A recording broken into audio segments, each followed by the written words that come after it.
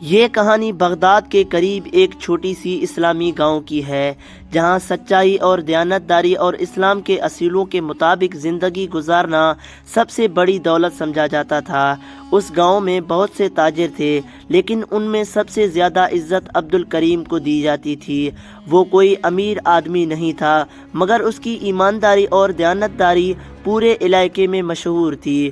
وہ بازار میں کپڑوں کا کاروبار کرتا تھا اور ہمیشہ ناپ تول میں انصاف کرتا، کسی کو دھوکہ نہیں دیتا تھا، کپڑوں کی قیمت کم رکھتا، مگر جو بھی کپڑا بیچتا وہ خالص اور اعلیٰ ہوتا۔ اگر کوئی شخص غلطی سے زیادہ پیسے دے دیتا تو عبد الکریم فوراً واپس کر دیتا۔ اگر کسی کے پاس پورے پیسے نہ ہوتے تو وہ ادھار دے دیتا اور کبھی کسی کو تنگ نہ کرتا۔ اس کی دکان میں ہمیشہ برکت رہتی۔ لوگ کہتے کہ اس کے رزق میں اللہ کی خاص رحمت ہے، کیونکہ وہ ہمیشہ ایمانداری سے کام لیتا ہے۔ عبد الکریم کی زندگی بہت سادہ تھی۔ وہ نہ تو قیمتی کپڑے پہنتا اور نہ ہی کسی عالیشان گھر میں رہتا۔ اس کے چہرے پر ہمیشہ نورانی چمک ہوتی، جیسے کوئی سکون اور اطمینان کی دولت اس کے پاس ہو، جو عام لوگوں کے نصیب میں نہیں ہوتی۔ ایک دن عبد الکریم بازار میں کھڑا تھا کہ ایک بوڑھا فقیر اس کے پاس آیا۔ دیکھنے میں وہ ایک عام فقیر لگتا تھا، لیکن اس کی آنکھوں میں ایک عجیب سی روشنی تھی، جیسے وہ کوئی عام انسان نہ ہو۔ فقیر نے عبد الکریم سے کہا، اے عبد الکریم، تمہاری سچائی اور دیانتداری کی آزمائش کا وقت قریب ہے۔ اگر تم نے صبر کیا اور حق پر قائم رہے تو تمہیں وہ دولت ملے گی جو صرف اللہ کے خاص بندوں کو ملتی ہے، لیکن یاد رکھو یہ دولت تمہیں صرف آزمانے کے لیے دی جائے گی۔ اگر تم نے اسے غلط استعمال کیا تو تم سب کچھ کھو دو گے۔ یہ کہہ کر فقیر وہاں سے چلا گیا اور عبد الکریم سوچ میں پڑ گیا۔ اسی گاؤں کے قریب ایک پرانا ویران علاقہ تھا جسے کھنڈرایا کہا جاتا تھا۔ لوگ کہتے تھے کہ وہاں کسی زمانے میں ایک عظیم الشان قلعہ تھا، لیکن کسی عذاب کی وجہ سے وہ ویران ہو گیا۔ کوئی بھی وہاں جانے کی ہمت نہیں کرتا تھا، کیونکہ وہ جگہ آسیب زدہ ہے۔ ایک رات عبد الکریم کو خواب میں وہی بوڑھا فقیر نظر آیا۔ اس نے کہا، اگر تم جاننا چاہتے ہو کہ تمہاری آزمائش کیا ہے تو کل فجر کے بعد کھنڈرایا میں جا کر دیکھو، وہاں تمہیں ایک دروازہ ملے گا جو صرف ایمانداری کے لیے کھلتا ہے۔ جیسے ہی عبد الکریم کی آنکھ کھلی، اس کا دل بے چین ہو گیا۔ جب وہ کھنڈرایا پہنچا تو وہاں کا ماحول عجیب سا تھا۔ ہر چیز ویران اور سنسان تھی، جیسے صدیوں سے وہاں کوئی نہ آیا ہو۔ اچانک اس کی نظر ایک قدیم دروازے پر پڑی، جس میں ایک بڑا لکڑی کا دروازہ تھا۔ اس دروازے پر ایک عبارت لکھی تھی، یہ دروازہ صرف سچے لوگوں کے لیے کھلے گا، جو جھوٹا ہوگا وہ اسے کھولنے کی کوشش بھی نہ کرے۔ عبد الکریم نے بسم اللہ پڑھ کر دروازے کو ہاتھ لگایا۔ دروازہ خود بخود کھل گیا۔ جیسے ہی وہ اندر داخل ہوا، اسے ایک وسیع کمرہ نظر آیا۔ وہاں قیمتی خزانہ، سونے کے سکے، ہیرے جواہرات اور نہ جانے کیا کچھ رکھا تھا۔ عبد الکریم کے دل میں خوف بھی تھا اور حیرت بھی۔ اچانک ایک گونجتی ہوئی آواز سنائی دی، اے عبد الکریم، کیا تم اس خزانے کے حقدار ہو؟ عبد الکریم نے جواب دیا، اگر اللہ نے اسے میرے لیے رکھا ہے تو میں اسے قبول کر لوں گا، ورنہ میں اسے نہیں لوں گا۔ اسی لمحے ایک عجیب سی روشنی نظر آئی اور وہی بوڑھا فقیر سامنے آ گیا، مگر اس بار اس کا چہرہ نور سے چمک رہا تھا۔ اس نے کہا، یہ خزانہ تمہارے لیے ہے، لیکن یہ صرف تمہارا نہیں، اللہ نے تمہیں آزمائش کے لیے چنا ہے۔ اگر تم نے اسے اپنے ذات کے لیے استعمال کیا تو تم سب کچھ کھو دو گے، لیکن اگر تم نے اسے اللہ کے راہ میں خرچ کیا تو تمہاری نسلوں تک برکت رہے گی۔ عبد الکریم نے اللہ کا شکر ادا کیا اور وعدہ کیا کہ وہ خزانے کو صرف نیکی کے کاموں میں استعمال کرے گا۔ اس نے وہ خزانہ گاؤں کے فلاحی کاموں میں لگا دیا، ایک بڑا مدرسہ بنوایا جہاں غریب بچوں کی مفت تعلیم دی جاتی تھی، ایک کنواں کھدوایا تاکہ پورے گاؤں کو میٹھا پانی مل سکے، ایک مسافر خانہ تعمیر کروایا تاکہ دور دراز سے آنے والے مسافر آرام کر سکیں۔ جلد ہی اس کی ایمانداری کی شہرت اور بڑھ گئی، اس کے کاروبار میں بھی برکت ہو گئی، مگر اس نے اپنی سادگی کو نہیں چھوڑا۔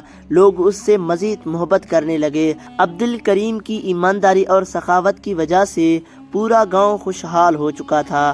مدرسہ، کنواں اور مسافر خانہ سب کامیابی سے چل رہے تھے، لیکن جیسے جیسے اس کے نیک کاموں کی شہرت بڑھ رہی تھی، کچھ لوگوں کے دل میں حسد پیدا ہونے لگا۔ خاص طور پر ایک تاجر مشتاق تھا جو ہمیشہ دھوکہ دے سے مال بیچتا تھا اور عبد الکریم سے سخت جلتا تھا۔ پھر ایک رات مشتاق نے اپنے ساتھیوں کے ساتھ خفیہ میٹنگ کی۔ مشتاق نے غصے سے کہا، ہمیں عبد الکریم کو کسی بھی طرح روکنا ہوگا۔ اگر وہ اسی طرح ایمانداری سے کاروبار کرتا رہا تو ہم تو برباد ہو جائیں گے۔ اچانک ایک ساتھی نے کہا، مگر ہم کیا کر سکتے ہیں؟ پورا گاؤں اس کی عزت کرتا ہے، اگر ہم نے کچھ غلط کیا تو لوگ ہمارے خلاف ہو جائیں گے۔ مشتاق نے مکاری سے مسکرا کر کہا، ہمیں ایسا وار کرنا ہوگا کہ لوگ خود اس کے خلاف ہو جائیں، ہمیں اس کا راز کا پتہ لگانا ہوگا۔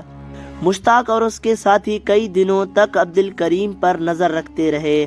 آخرکار ایک رات جب عبد الکریم عشاء کے نماز کے بعد باہر نکلا تو وہ چپکے سے اس کے پیچھے چل دیے۔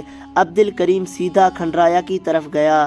مشتاق اور اس کے ساتھیوں کا شک سچ ثابت ہوا۔ عبد الکریم نے کھنڈرایا کا دروازہ کھولا اور اندر چلا گیا۔ یہ دیکھ کر مشتاق کے چہرے پر شیطانی مسکراہٹ آ گئی۔ تو یہ ہے اس کی کامیابی کا راز، یہ خزانہ چرا کر امیر بنا ہے۔ جیسے ہی عبد الکریم باہر نکلا، مشتاق اور اس کے ساتھی چھپ کر واپس گاؤں آ گئے۔ اگلی صبح مشتاق نے پورے بازار میں شور مچا دیا، اے لوگوں، تم سب عبد الکریم کو ایماندار سمجھتے ہو، لیکن حقیقت کچھ اور ہے۔ وہ روز رات کو خفیہ کھنڈرایا میں جاتا ہے جہاں اس کا چوری شدہ خزانہ چھپا ہے۔ یہ سن کر لوگ حیران رہ گئے۔ کسی نے کہا، یہ کیسے ہو سکتا ہے؟ ہم نے تو ہمیشہ اسے نیک اور دیانتدار پایا ہے۔ مشتاق نے چیلنج کیا، اگر یقین نہیں آتا تو آؤ آج رات ہم سب دیکھیں گے کہ وہ کہاں جاتا ہے۔ رات کے اندھیرے میں مشتاق اور کچھ لوگ چھپ کر عبد الکریم کا پیچھا کرنے لگے۔ جیسے ہی عبد الکریم کھنڈرایا میں داخل ہوا، لوگوں نے اسے رنگے ہاتھوں پکڑنے کا ارادہ کیا، مگر جیسے ہی وہ خفیہ دروازے کے قریب پہنچنے لگا، اچانک ایک زوردار گرج سنائی دی، زمین ہلنے لگی اور ایک جھٹکے سے دروازہ خود بخود کھل گیا۔ وہاں بے شمار سونا، ہیرے اور جواہرات چمک رہے تھے۔ لوگوں کے منہ حیرت سے کھلے کے کھلے رہ گئے۔ مشتاق زور سے چلایا، دیکھا یہ سب چوری کا خزانہ ہے۔ لیکن اسی لمحے ایک روشنی پھیلی اور وہی بوڑھا فقیر نمودار ہوا جس نے پہلی بار عبد الکریم کو آزمائش کے بارے میں بتایا تھا۔ اس کے چہرے پر شدید جلال تھا۔ اے مشتاق، تم نے عبد الکریم پر جھوٹا الزام لگایا ہے۔ یہ خزانہ اللہ کی آزمائش تھی اور عبد الکریم نے ہمیشہ اسے نیکی میں خرچ کیا، لیکن تمہارا دل دھوکہ اور لالچ سے بھرا ہے۔ جو شخص ناحق کسی پر الزام لگاتا ہے وہی سب سے بڑا مجرم ہوتا ہے۔ اسی وقت زمین دوبارہ ہلنے لگی اور اچانک مشتاق اور اس کے ساتھی ایک تیز آندھی میں گھر گئے۔ لوگ چیخنے لگے، لیکن عبد الکریم پر روشنی کی ایک چادر تن گئی اور وہ محفوظ رہا۔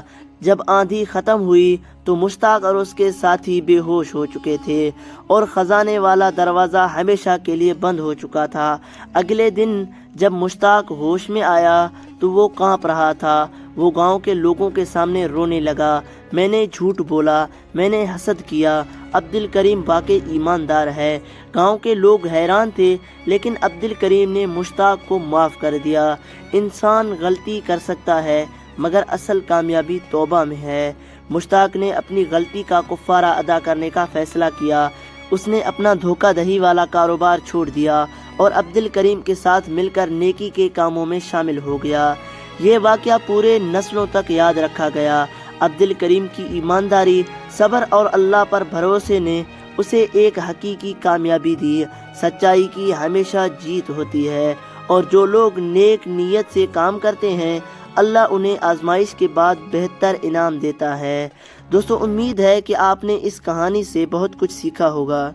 اگر آپ مزید ایسے کہانیاں سننا چاہتے ہیں تو میرے چینل HB وائس کو سبسکرائب کر لیں۔ ملتے ہیں اگلی ویڈیو میں، تب تک کے لیے اللہ حافظ۔